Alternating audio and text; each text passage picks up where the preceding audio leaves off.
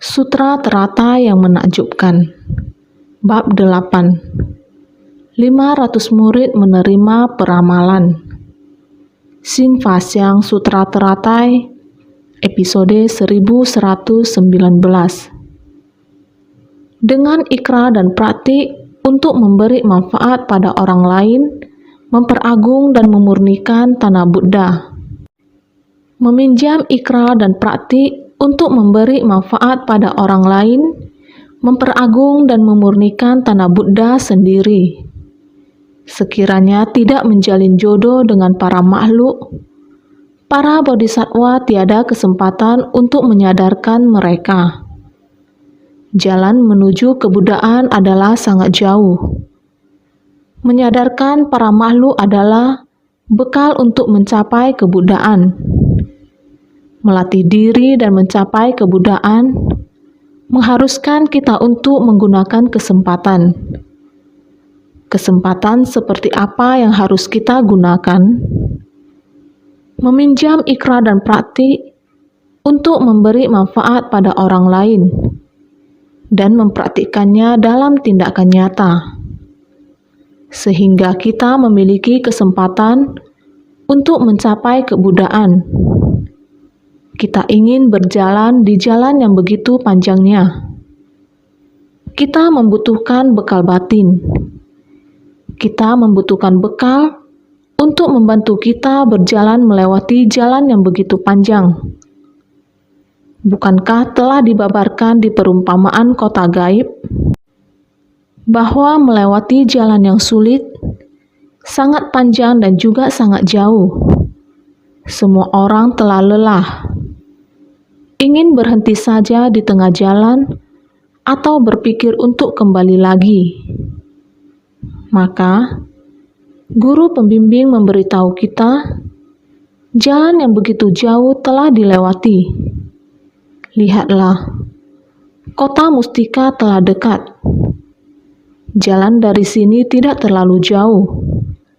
Lebih semangat dan berjalan ke depan lagi. Ini semua dibahas di bab perumpamaan kota gaib. Kebijaksanaan Buddha seperti guru pembimbing yang menunjukkan jalan kita. Beliau perlu memimpin kita dengan sangat tepat dan juga ingin kita semua tiba dengan selamat. Maka beliau dengan sabar membimbing kita, berulang kali menasehati dan mengingatkan kita. Jalan ini sangatlah bahaya. Hal yang harus diperhatikan sangat banyak. Semua orang harus berhati-hati. Jagalah arah kalian, jangan sampai menyimpang. Janganlah membuat kesalahan sekecil apapun pada setiap langkah yang diambil. Semua orang harus sepenuh hati dan bersungguh-sungguh berjalan ke depan.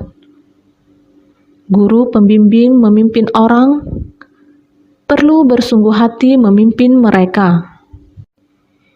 Bila ingin berjalan di jalan ini bersama guru pembimbing, supaya dapat aman dan mantap, maka harus menuruti kata-katanya. Bukan hanya menuruti, juga tidak boleh ada sedikit pun perbedaan.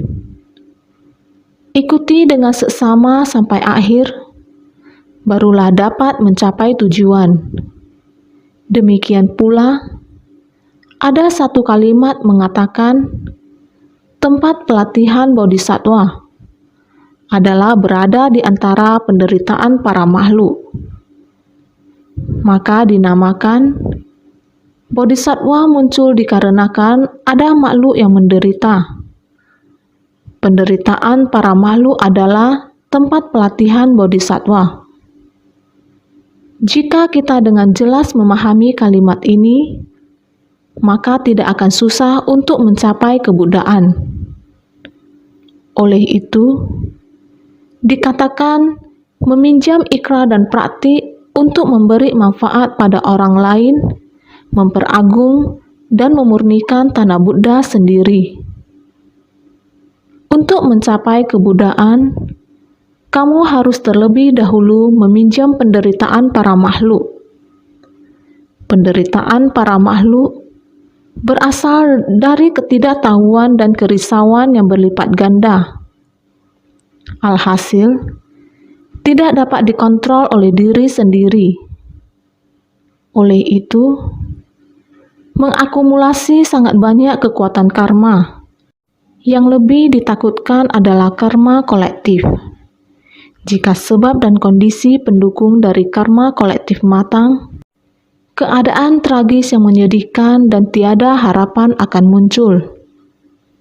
Ini diperlukan kumpulan bodhisattva untuk masuk ke dalamnya. Setiap orang mengulurkan tangan bantuan untuk bersumbangsi. Di dunia, bukankah sering melihat hal demikian? Bencana alam dan petaka akibat ulah manusia. Ketika bencana melanda, dalam sekali terdapat begitu banyak orang yang mengalami penderitaan. Dalam sekejap, mereka kehilangan orang yang dicintai. Melihat tanggap darurat bantuan bencana internasional kita, dalam beberapa tahun terakhir ini, terjadi begitu banyak bencana alam dan bencana akibat ulah manusia. 4 unsur tidak selaras. Topan, badai topan Nargis yang melanda Myanmar pada tahun 2008. Berapa ratus ribu orang, antara 100.000 dan 200.000 orang meninggal. Demikian pula, di Haiti pada tanggal 12 Januari 2010, terjadi gempa bumi, di mana juga 200.000 hingga 300.000 orang meninggal. Begitu tinggi angka kematian. Kita bisa membayangkan berapa banyak orang yang terluka. Dengan jumlah korban meninggal dan terluka yang begitu besar, kita bisa lebih membayangkan lagi tempatnya. Apa yang terjadi pada semua struktur bangunan di negara itu, dan bagaimana kondisinya. Kita bisa membayangkan ini. Kita bisa memikirkan bagaimana gempa itu hampir sepenuhnya menghancurkan Port-au-Prince. Bencana luar biasa ini yang mempengaruhi semua orang. Berasal dari karma kolektif para makhluk di tempat di mana bantuan bencana dilakukan. Ada dukungan dari PBB dan dari banyak organisasi kemanusiaan. Dari berbagai negara yang berbeda, ketika satu negara mengalami bencana, negara-negara dari 10 penjuru datang untuk membantu mereka. Berapa banyak negara yang pergi ke sana, dan berapa banyak yang mereka lakukan? Pada akhirnya, siapa yang benar-benar membantu mereka? Pada akhirnya, semua orang bisa melihat bahwa organisasi ini masih ada di situ. Sekelompok bodhisattva ini masih berada di sana bersumbangsi demi negara itu. Walaupun negara tersebut sangat miskin dan susah, juga kerap terjadi bencana alam. 4 unsur alam yang tetap tidak selaras, tetapi sekelompok bodhisattva yang datang dari luar negeri dengan seragam biru putih mereka berjalan di tempat mereka. Orang-orang sangatlah berterima kasih. Sekelompok bodhisattva ini telah beberapa tahun membantu negara ini ketika bencana alam terjadi. Untuk orang yang menderita kesakitan, juga diberikan pengobatan gratis. Mereka juga membagikan bahan makanan untuk orang-orang yang kelaparan. Begitulah kelompok ini melakukannya sudah bertahun-tahun. Membagikan bahan makanan yang sehat, anak-anak yang bersekolah, masuk ke perguruan tinggi teknik, dan sekolah menengah, sekolah dasar, dan sekolah TK. telah dibangun satu persatu. Walaupun negara ini sangatlah kesusahan, tetapi sekarang dapat kita lihat, sudah ada beberapa bangunan besar, membuat anak-anak remaja di sana dapat mengecap pendidikan. Setiap tahun kita melihat upacara kelulusan mereka, yang juga sangat hikmat, walaupun belakangan ini setiap tahun juga terjadi bencana alam, hujan lebat dan banjir. Kita melihat bahwa mereka masih belum dapat menstabilkan negaranya. Pemerintahan mereka, siapakah yang akan menjadi pemimpin negara, masih belum dapat diputuskan. Mereka masih bergantung kepada banyak negara lain, bergantung pada tentara PBB untuk menjaga keamanan negara. Negara ini menderita, walaupun di sana ada banyak penderitaan karena bencana tragis ini, sehingga menciptakan kondisi sebab dan akibat. Suci Amerika didirikan di sana. Insan suci Amerika bolak-balik datang ke sana. Setelah melewati 4-5 tahun, 5-6 tahun, sudah melakukan perjalanan ke Haiti lebih dari 50-60 kali. Seperti James Chen, Si Cheng Susiong, dia juga seperti ini. Sudah melakukan lebih dari 50-60 kali perjalanan ke Haiti. Mari kita lihat, sebenarnya kenapa dia melakukannya? Relawan ini, untuk negara Haiti, dia mengambil tanggung jawab dalam proyek konstruksi mandor. Dia datang dan pergi seperti ini. Saat dia ada di sana, dia juga mengelola material untuk disalurkan. Dia juga mengambil tanggung jawab sebagai PIC pembagian barang.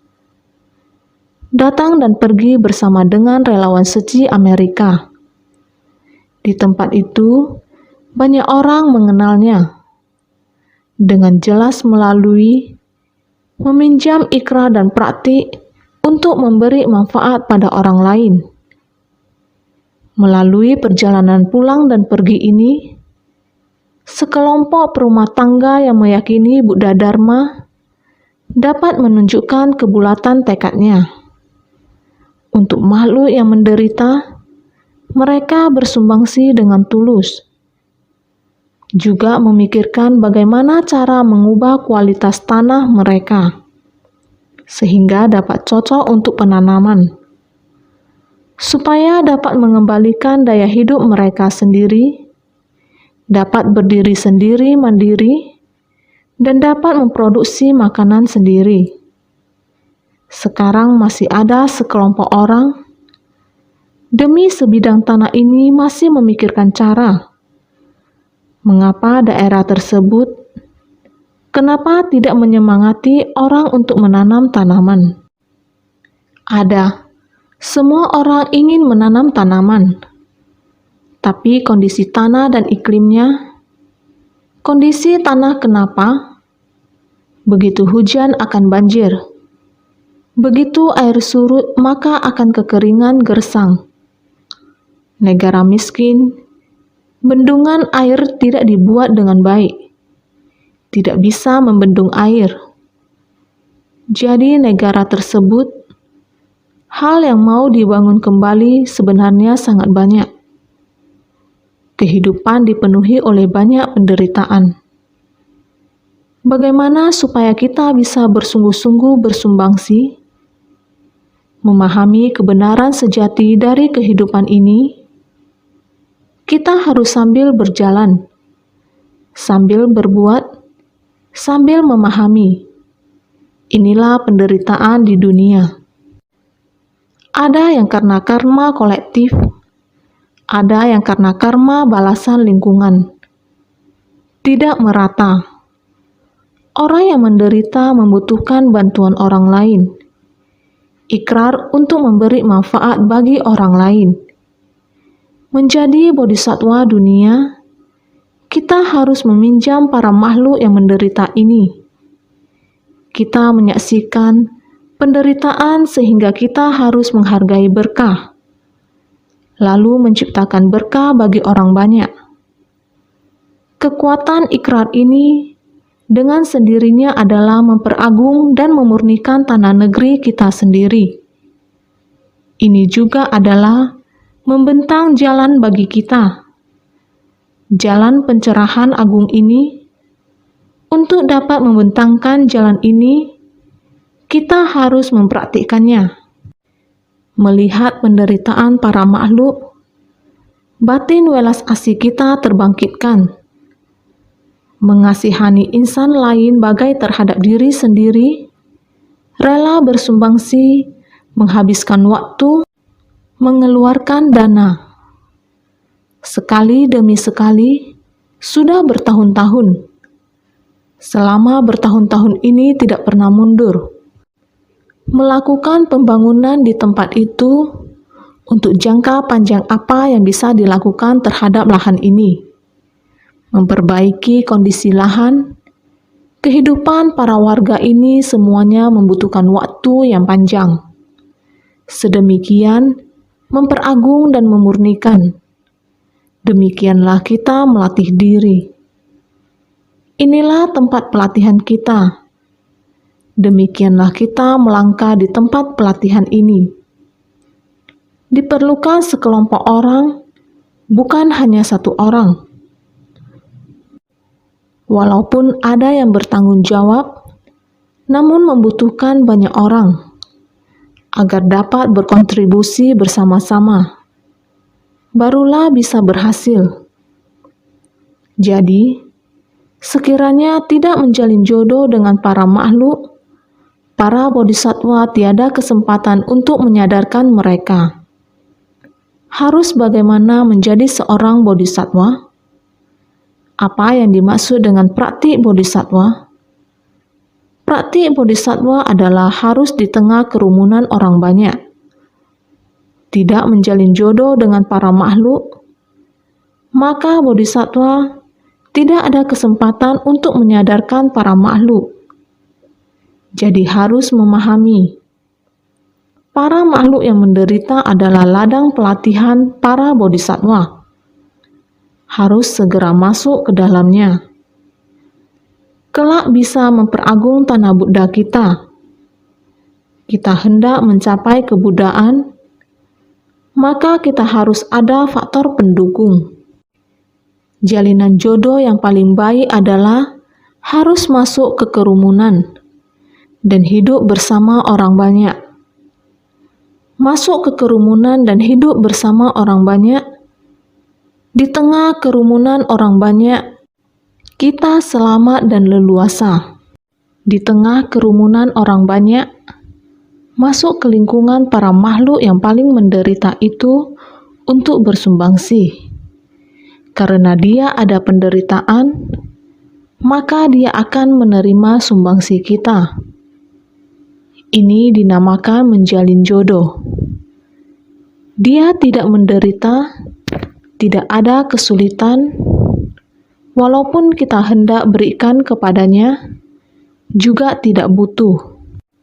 Jadi, kalau tidak menjalin jodoh dengan para makhluk, bodhisatwa tidak ada kesempatan untuk menyadarkan lagi. Oleh karena itu, kita sering mengatakan, bersumbangsi tanpa pamrih. Masih harus berterima kasih, sudah memberi saya kesempatan, membuat saya bisa mempraktikkan jalan bodhisatwa. Jadi, kesempatan untuk menjadi bodhisatwa adalah di tengah makhluk yang menderita. Kita bersumbangsi, menggunakan ladang pelatihan ini untuk membina diri. Jadi, jalan menuju kebudaan adalah sangat jauh. Menyadarkan para makhluk adalah bekal untuk mencapai kebudaan.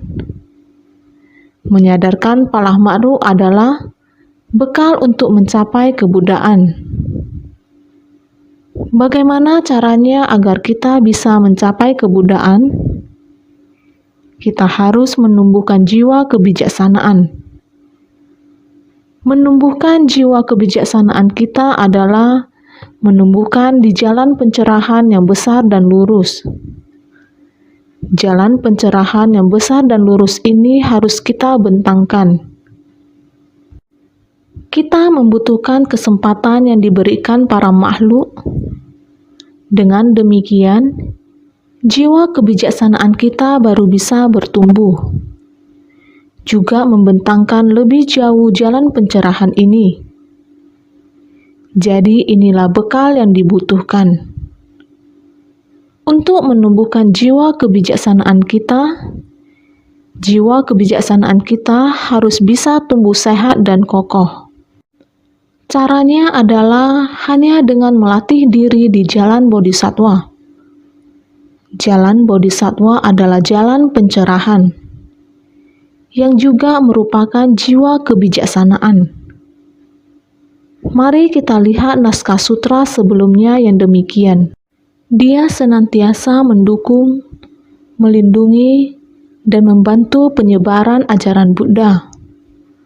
Pada masa mendatang juga akan mendukung, melindungi, dan membantu penyebaran ajaran dari Buddha yang tak terhingga dan tak terbatas, mengajar, membimbing, dan memberi manfaat pada para makhluk yang tak terhingga.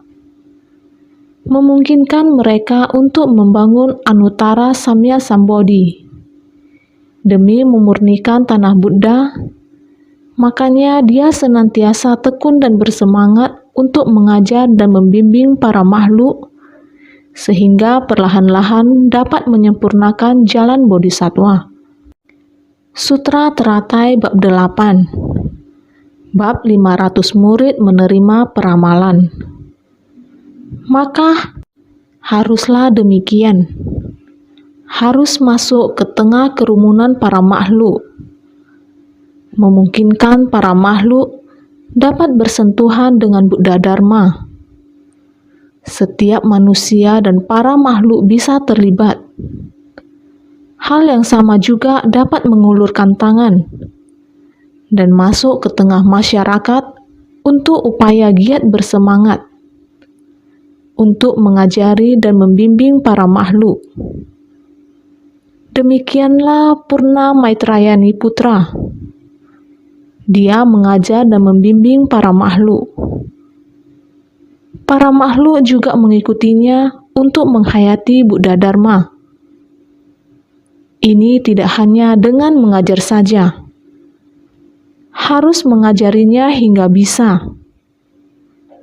Untuk mengajar dan membimbing para makhluk, sangat banyak makhluk setelah melewati asamkaya kalpa tak terhingga. Tidak hanya jumlah orang yang banyak, terutama waktu juga harus cukup panjang.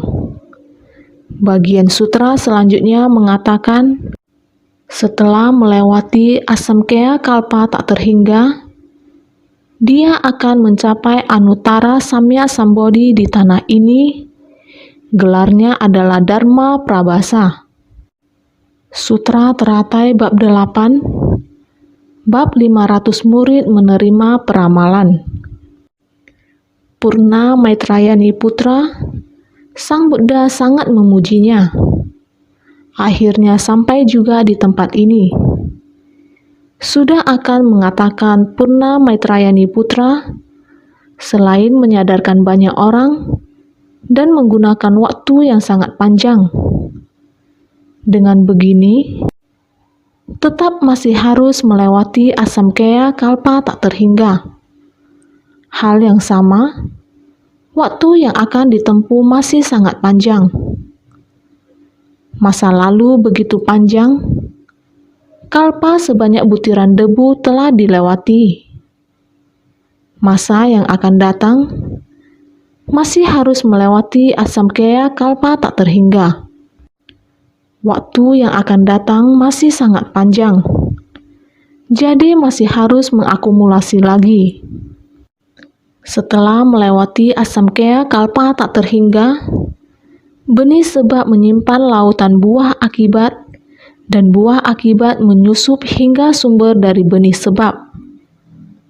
Setelah melewati asam kea kalpa yang tak terbilang, tak terhingga, dan tak terhitung jumlahnya. Benih sebab menyimpan lautan buah akibat, dan buah akibat menyusup hingga sumber dari benih sebab. Masih perlu mengakumulasi benih-benih ini. Benih sebab ini muncul dari dalam batin, dan demikian terus diciptakan. Demikianlah sebabnya, tidak berubah, benih ini akan selalu murni selamanya. Benih dari tata gata adalah sifat hakiki tata kita, yang tidak pernah ternoda. Buddha selalu mempertahankan ini. Niat pikiran yang jernih di kehidupan demi kehidupan, tidak berhenti bersumbangsi dari kehidupan ke kehidupan, sehingga menggarap buah yang berlimpah, sedalam dan seluas lautan. Demikianlah sebabnya, yang terus terakumulasi. Buah yang terbentuk semuanya berasal dari satu benih itu. Jadi, buah akibat menyusup hingga sumber dari benih sebab. Tidak peduli berapa banyak buah akibat yang dihasilkan, kita bisa kembali menghubungkannya pada tekad awal tersebut. Tekad ini yang tidak pernah ternoda adalah sifat hakiki tahtata kita. Buah akibat menyusup hingga sumber dari benih sebab. Ini adalah tekad tersebut, yang tidak terputus dari kehidupan ke kehidupan. Tekad ini tidak pernah berubah. Jadi, setelah melewati yang tak terbilang, tak terhingga dan tak terhitung jumlahnya, tidak dapat dihitung, tidak dapat diukur, sebenarnya sudah berapa lama dia melakukan hal ini? Berapa banyak makhluk yang telah diselamatkannya? Jangka waktunya, jumlah angkanya, orang yang diselamatkannya dan dibimbingnya, tidak terhitung jumlahnya. Asam kea kalpa yang tak terbilang sudah melewati waktu yang sangat lama. Dia akan mencapai anuttara samyak sambodhi di tanah ini. Tanah ini adalah dunia saha. Dia akan mencapai penerangan sempurna yang tiada tara. Masa lalu seperti demikian, masa akan datang masih ada waktu yang begitu lama. Di masa depan, dia akan mencapai anuttara samyak sambodhi. Meskipun jalannya masih jauh, berjalan lama juga akan sampai tujuannya. Tetap akan berakumulasi. Tanah ini, karena tekad purna adalah mau berada di saha, sama seperti Buddha Sakyamuni. Dia berikrar akan berada di saha, adalah tempat yang paling dibutuhkan para makhluk. Tanah ini adalah dunia saha. Dia akan mencapai penerangan sempurna yang tiada tara. Adalah anuttara samyak sambodhi. Dia berikrar tidak ingin pergi ke tempat yang betapa agung dan betapa murni.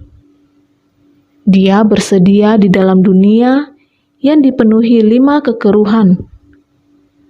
Selalu membersihkan seperti bodhisattva Ksitigarbha.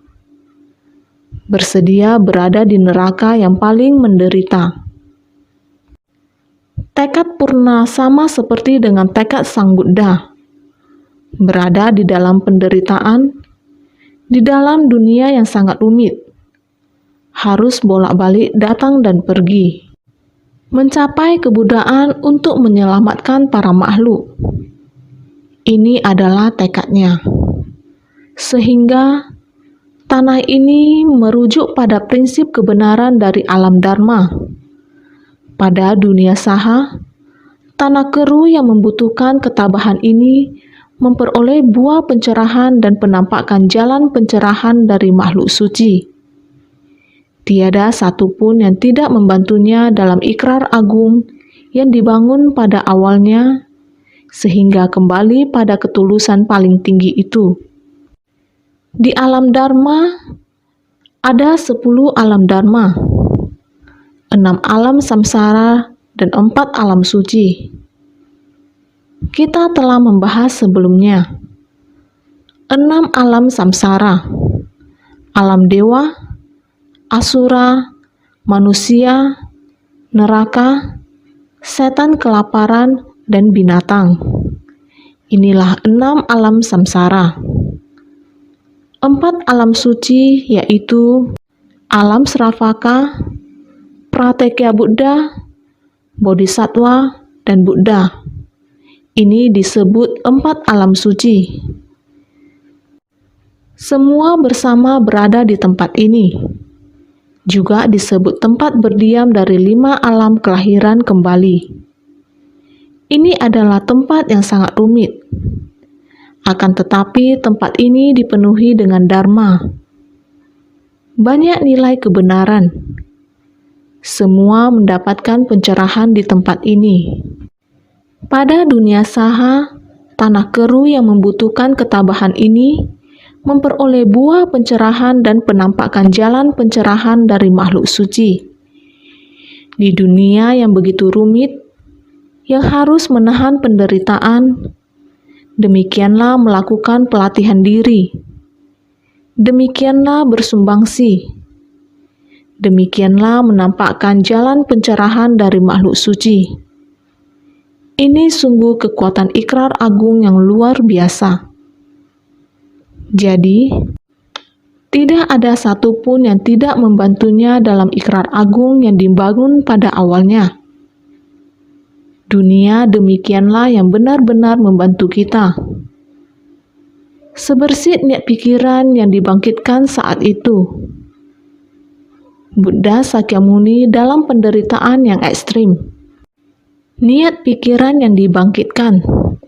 Ikrar agung tersebut, prinsip kebenarannya yang sama.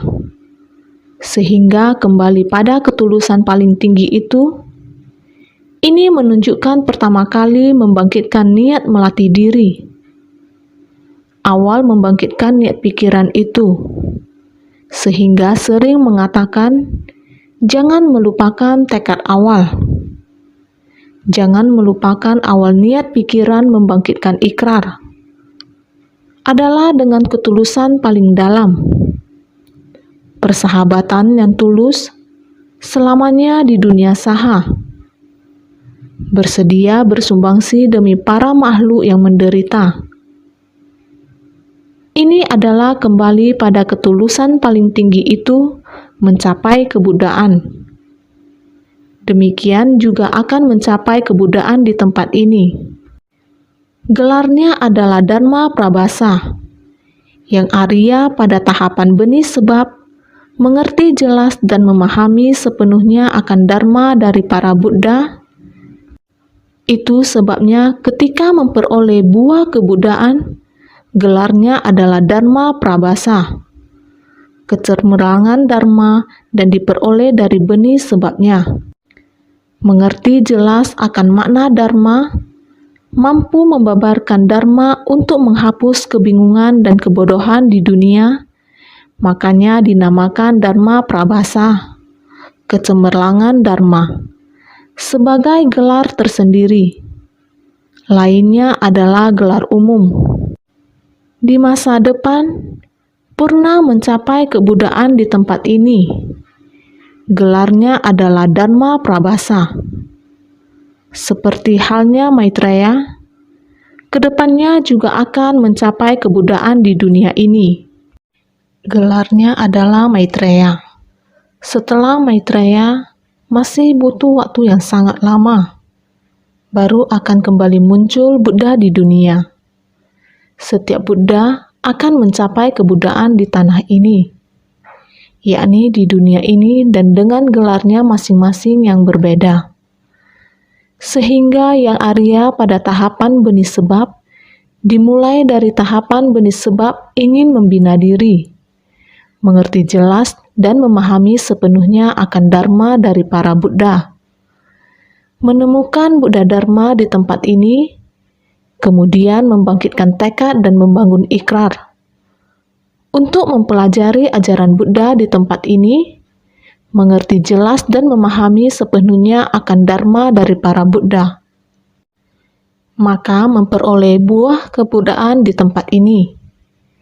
Telah memperoleh buah kebudaan dengan gelar Dharma Prabhasa, karena benih sebab dan telah memperoleh buah, mengerti jelas akan makna Dharma, sangat memahami Sang Buddha, semua prinsip kebenaran yang terkandung di dalamnya, yang diajarkan Buddha Sakyamuni.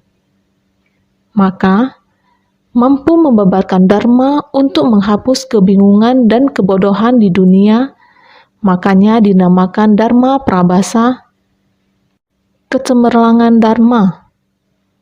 Memahami prinsip kebenaran dunia, semuanya dipahami. Beliau bisa membabarkan Dharma, beliau bisa memecahkan kegelapan batin para makhluk. Dunia ini sangat keruh dan jahat, sangat gelap. Bukan hanya dunia keruh, jahat, dan gelap. Sekarang sering dikatakan, sekarang mengapa setiap hari langit bisa mendung dan gelap? Meskipun ada matahari, tapi langit masih tetap abu dan mendung. Sekarang seluruh bumi adalah abu dan mendung.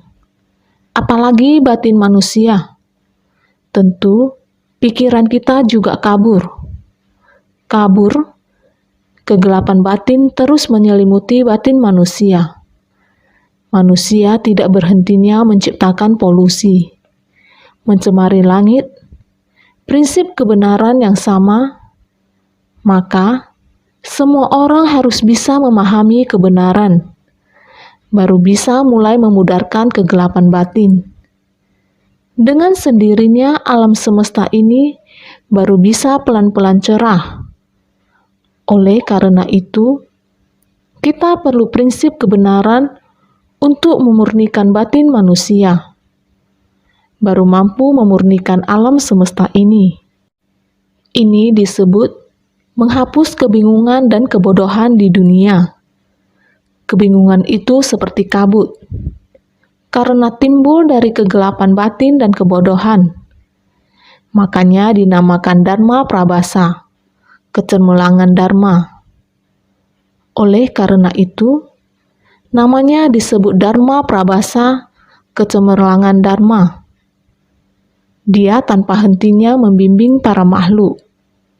Para makhluk masih sangat banyak. Makanya, masih perlu waktu yang sangat panjang. Sebagai gelar tersendiri, ini adalah gelar Buddha tersendiri. Lainnya adalah gelar umum. Para Buddha mempunyai ajaran yang sama. Setiap Buddha selain memiliki gelar tersendiri, Buddha Sakyamuni adalah gelar Buddha tersendiri. Buddha Maitreya juga adalah gelar Buddha tersendiri. Dharma Prabhasa juga adalah gelar Buddha tersendiri. Namun, setiap Buddha ada gelar yang sama. Ini adalah 10 gelar kebuddhaan. 10 gelar ini mengungkapkan 10 kebajikan. Ketika 10 kebajikan ini sempurna, barulah seseorang dapat mencapai kebuddhaan dan memiliki gelar tersendiri. 10 gelar ini ada di dalam setiap sutra yang kita lantunkan. Tathagata, Arhat, Samya Sambuddha, Vidya Carana Sampana, Sugata, Lokavit, Anuttara, Purusadamya Sarata, Sasta Deva Manusyanam, Buddha, Bhagawan. Sutra Teratai Bab 8, Bab 500 Murid Menerima Peramalan. 10 gelar Buddha, 1. Tathagata.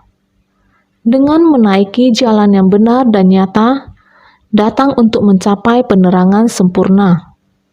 Karena harus memiliki nilai kebenaran yang demikian banyak, tidak hanya 4 kebenaran mulia, 12 sebab musabab, 6 paramita, banyak sekali prinsip-prinsip yang telah dipahami. Dia tidak hanya memahaminya, dia juga mempraktikkannya. Dia mengikuti nilai kebenaran ini untuk bersumbangsi dan menyelesaikan latihannya. Dengan begini, dia mencapai pencerahan sempurna. Ini adalah makna dari Tathagata. 10 gelar Buddha. 2. Arhat. Layak menerima persembahan dari para dewa dan manusia. Karena dengan bersumbangsi seperti ini, dengan kebajikan yang dia latih, dia layak menerima persembahan di dunia. 10 gelar Buddha. 3. Samya Sambuddha.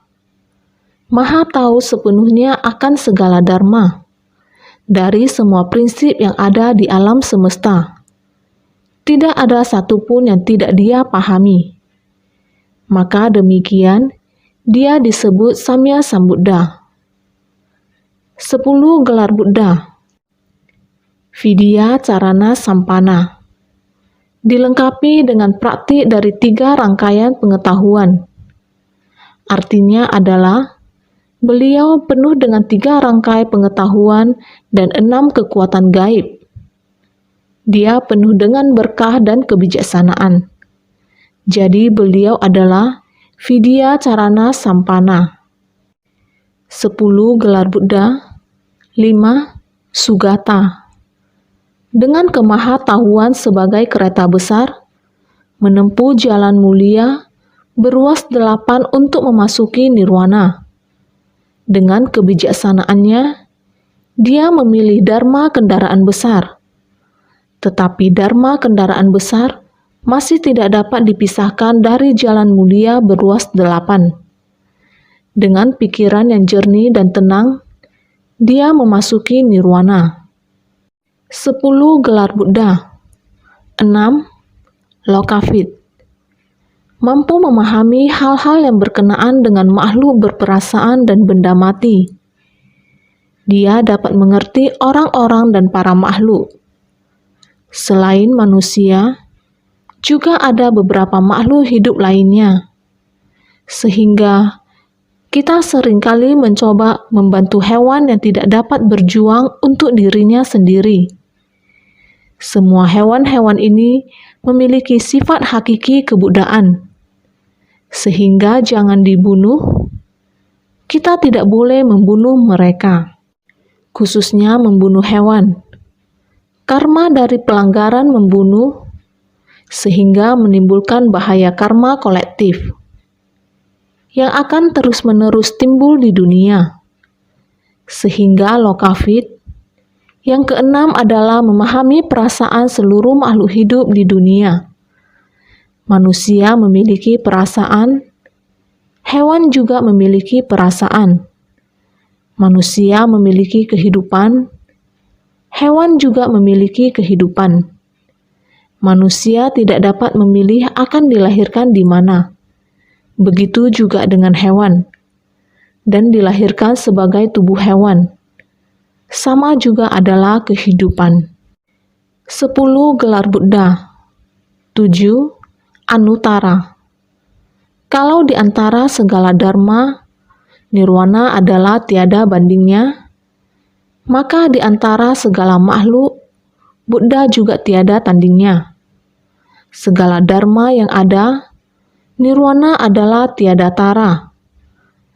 Dharma yang ingin kita cari, juga sangat berharap batin kita selamanya adalah hening dan tenang.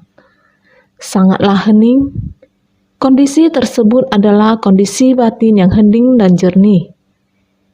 Kondisi tersebut adalah kondisi tertinggi dan tiada tara. Di antara segala makhluk, Buddha juga merupakan yang tiada tara. Dharma adalah agar batin kita bisa dalam kondisi hening dan jernih. Ini adalah dharma yang tiada tara. Mencapai kebuddhaan di dunia, sosok yang tiada tara juga adalah Anuttara. 10 gelar Buddha. Purusadamya Sarata. Buddha kadangkala menggunakan kata-kata lembut dan kadangkala menggunakan kata-kata pahit, mampu menundukkan orang-orang dan membuat mereka masuk ke jalan benar. Tidak peduli kapanpun itu, Buddha selalu bolak-balik demi untuk membimbing para makhluk. Berharap para makhluk bisa tersadarkan dan memasuki. Maka juga perlu menggunakan kata-kata yang lembut. Di kondisi tertentu, harus dengan kata-kata yang tegas dan mendesak. Untuk memperingati para makhluk, beliau menerapkan cara yang keras dan lembut. Ini yang disebut dengan Purusadamya Sarata. Para makhluk layaknya binatang buas, sangat keras kepala dan susah ditundukkan. Buddha harus seperti Purusadamya Sarata dengan berbagai metode untuk mendidik mereka. 10 gelar Buddha. 9. Sasta Deva Manusyanam.